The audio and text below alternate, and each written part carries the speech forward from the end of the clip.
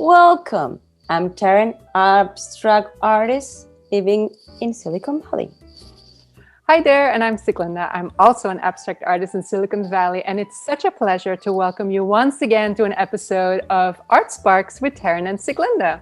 Taryn, what are we doing today? Today we're super excited because, as you can see, we have another person in our meeting, and is I think my favorite episode when we have visitors. So now we have a special visitor. So Sieglinde, can you introduce her for us, please? Yes, welcome, Pamela Walsh of the Pamela Walsh Gallery in Palo Alto. If Palo Alto is on your visiting list anytime soon, please go visit her beautiful space that you can see right behind her. She represents the most amazing international contemporary artists, such as the colorful Mitchell Johnson show, the pieces that you see behind her. Last month, she had Nathan Oliveira. She also represents the estate of Nathan Oliveira. And her gallery has been in Palo Alto since 2019, if I'm correct. And before that, she was gallery director at several other galleries. And she also has the Pamela Walsh Art Advisory, which means that she helps private clients like you find the right piece of art for the right place in your home. Pamela, welcome. Thank you. Thank you so much for having me. For us, it's for me, and I think for people around, it's like, it would be good to know when and why did you decide to open a gallery and you decide to dedicate your life to art? Well, I mean, it's really been a lifelong dream for me.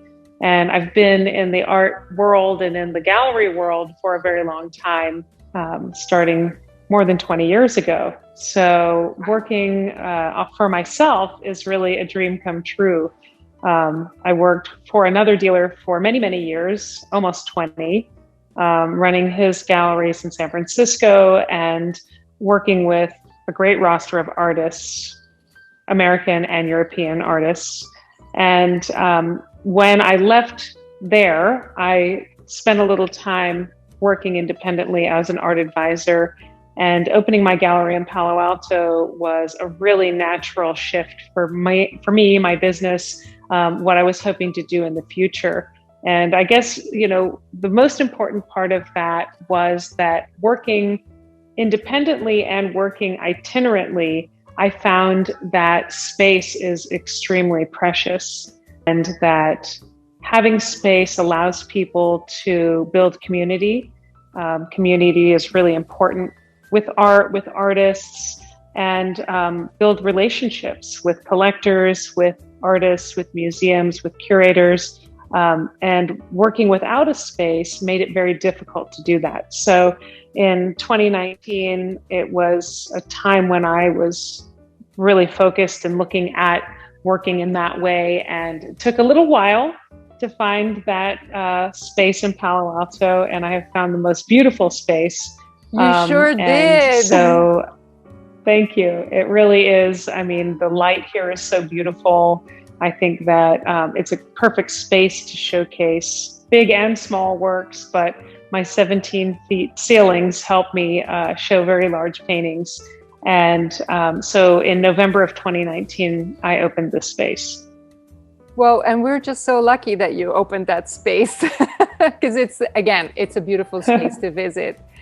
And so you mentioned community as being so important in the art world or anything related to art. And so with this eye on community, what type of artwork and artists inspire you most to bring in that community or build that community around?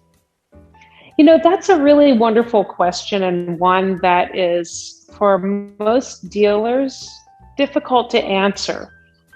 It's the same way that a collector might feel that they're not sure what artist they'll like next, because you don't really know exactly what you're going to fall in love with until you're looking at it. And so one of the things that was important to me about opening a gallery and giving opportunities to showcase works through exhibitions was to really look at artists who are creating in an interesting way with a message that is important and worth being heard. So it's a very wide spectrum of artists who I would consider, but it's a very narrow group of artists who actually end up here in my gallery. And that's because I have a very high standard.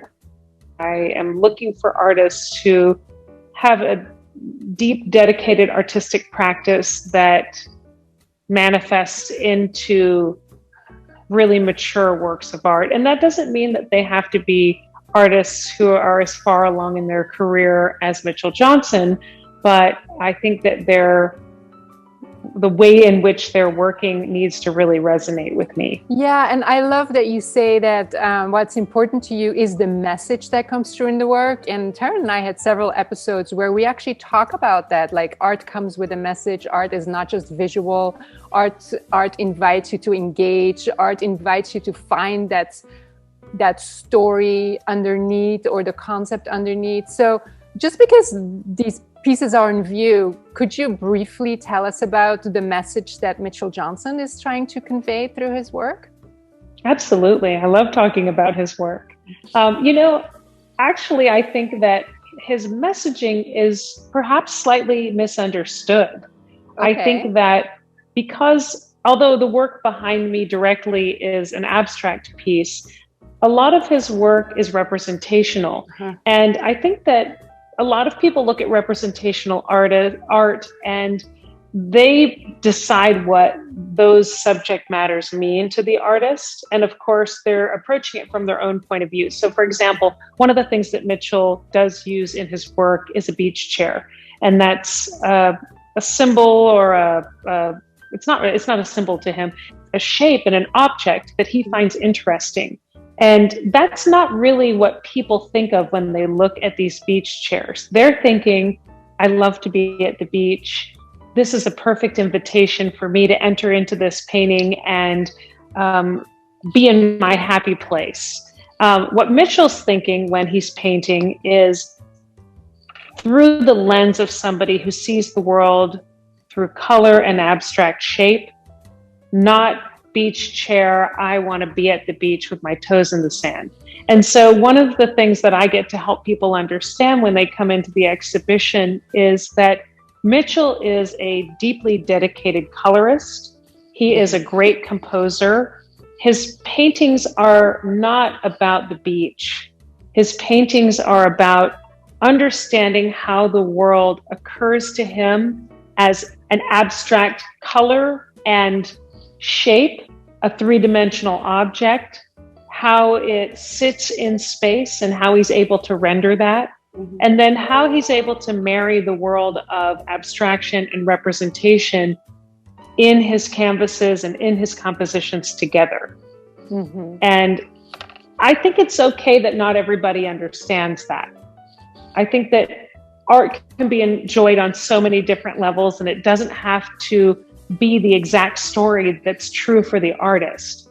But one of the things that I am happy to get to communicate to people when they're looking at one of his paintings, for example, of a beach chair, and they're feeling really warm and sentimental and nostalgic even about why those images make them feel good, I love to then get to unveil for them some of the secrets behind why these paintings are so successful.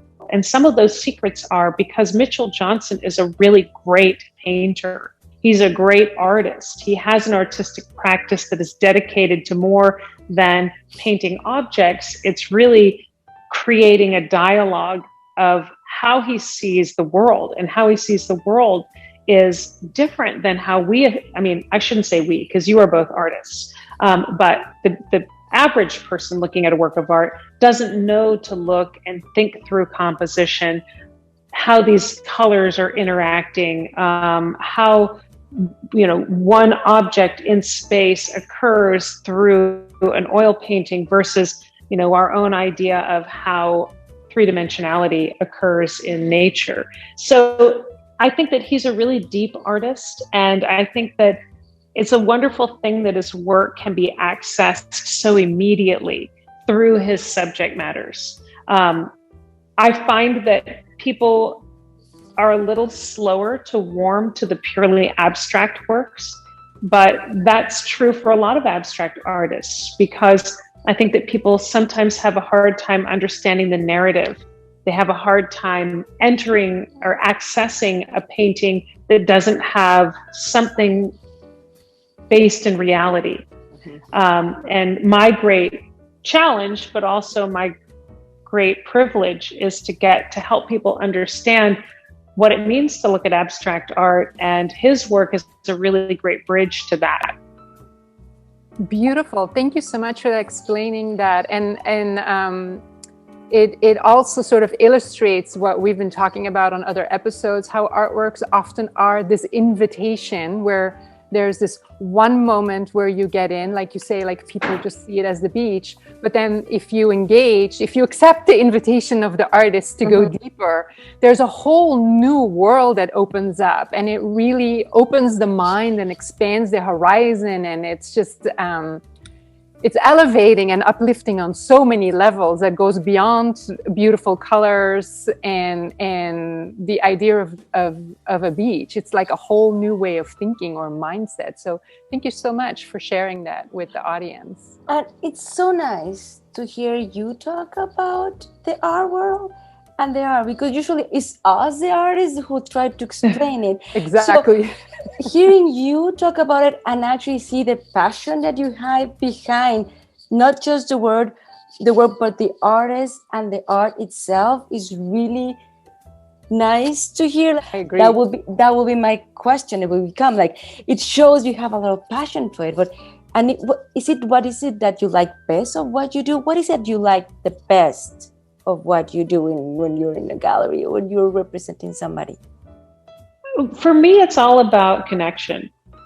And there's so many connections. I mean, art connects us to the things that make us human and remind us of our human journey. And everything that I've done so far has been deepened by the connections I've made with people. And whether those are the artists I'm working with or the clients who are collecting the works of art, and people I'm working with on my team or on other teams, it's really all about connecting with people. And I think that my passion, of course, is for art and with art, but what gives it meaning is the people associated.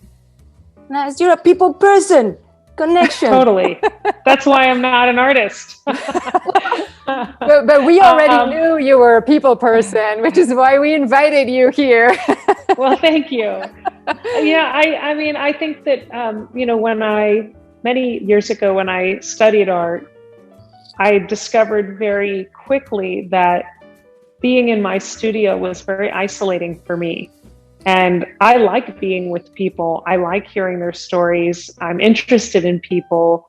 And artists are immensely interesting. But collectors are too. They're passionate about art. And I think that it's so engaging. What I do is so personal. I get to know people very, very well who are collecting the works. And of course, I get to know artists very well who are creating them. So it's just a very rich journey of being with people. Communing is a word that I've been using a lot lately, because now that we're starting to be able to commune again, I think that we're so much more aware of how precious that is. And art helps us do that. That is very true. And we can attest to the fact that you are interested in the people who come to your gallery, because when I first came to visit with Taryn, you had no idea who we were. And yet I remember we had the most engaging conversation about the art on the wall, but also art and life and so many other things. And it was such a pleasant visit beyond the amazing artwork on the wall. So following that, we already touched a little bit about the artwork and the artists that inspire you most, and you said it's a deeper message. But usually galleries, sort of set themselves apart from each other through the artists they represent or the exhibition program. Is that the case for you, or how would you otherwise define what sets you apart from other galleries? I am, as sort of I don't want to say a young gallerist, because I wouldn't categorize myself as young, but yes, beginning my gallery, I have been careful not to be too quickly pigeonholed as one certain thing, because I think that it is part of the excitement of watching my company evolve, is to not necessarily come out by saying, I'm this, I'm only representing these artists, or my mission is, and I think it's great when you can define a mission. I recently read Jessica Silverman, her mission statement on her website, and I loved it. And I thought, wow, here's a woman who has done amazing things, and she has a 15-year-old gallery, and she's very clear about what her vision is. And while it's sort of a broad mission of helping her artists find their placements in museums, I think that might have been something that came along as she developed what she was doing. And I think that for me as a gallerist, and sort of in my infancy, I am happy to stay wide open and allow myself the opportunities to show titans of the art world like Nathan Oliveira, or mid-career artists like Mitchell Johnson, who have this incredible following and all these museum placements. And on the heels of that, bring in an artist like Kerr Ashmore, who I'll be showing in July, who's a British artist who's incredibly talented and certainly hasn't gotten to the level of either of those artists yet, but that I feel very proud to be showing in my gallery. And I want people to feel that there's a level of quality that they can be sure of when they look at the works that I'm presenting, but also an element of surprise, that it doesn't always have to be the same thing. I'm not a landscape gallery. I'm not a figurative gallery. I'm not a Bay Area gallery. And so I'd say I'm defined more by the things that I've decided I'm not than by the things that I have decided I am. And at my age, I feel like it is such a wonderful, exciting journey to be doing that. And feel that I have this beautiful road ahead of me of getting to discover that this is my art. My art is finding these artists, bringing them forward, curating these shows, and helping people learn how to digest this visual language for each artist that comes along. I understand very clearly that that's not easy for everyone. And so doing it in a way that makes it accessible. I think access is really important. I think laying it out so that it's clear, so that they can walk in. It's funny, I just had this discussion with an artist recently about whether or not to label each painting. And I said, let me remind you that people walking in have no idea what they're looking at. And that part of what I am doing is helping make it really easy for them to come in and get it. And if they can get it, then they're going to fall in love with things because it's done in a way that feels seamless. And so I want that to be the experience every time someone comes into my gallery. Nice. So yes, because your gallery is pretty inviting. You are really inviting, and you're like, yes, it makes that experience really nice. So my question would be, for people who are watching, that would be like, should I go in or not go in? Is what do we expect? What do you think? What people can expect of going into your gallery? Well, I hope that what they experience is that they learn a little something about themselves, because that is really the journey of looking at art. And that's sort of the big secret that I feel like a lot of people who are interested in art don't really understand. And that is that art is very reflective. And although you're looking at something that somebody else has made, what you're doing is experiencing it within your mind, your memories, your senses. And so that is really a journey of self-discovery. And people don't get that until maybe they've really matured into looking at art. And what we are on is a journey of self-discovery, plain and simple for all of us. We're all on a singular journey in life. And of course, we're interested in learning about others, but the biggest part of that journey is self-discovery and learning every little facet of yourself. And what people get to discover is that art deepens all of those connections for you with yourself. And it doesn't necessarily mean that you're that much more connected to that artist, but that artist creates a visual language that resonates with your visual language. And then you're actually seeing something that you say, oh, that's what I like.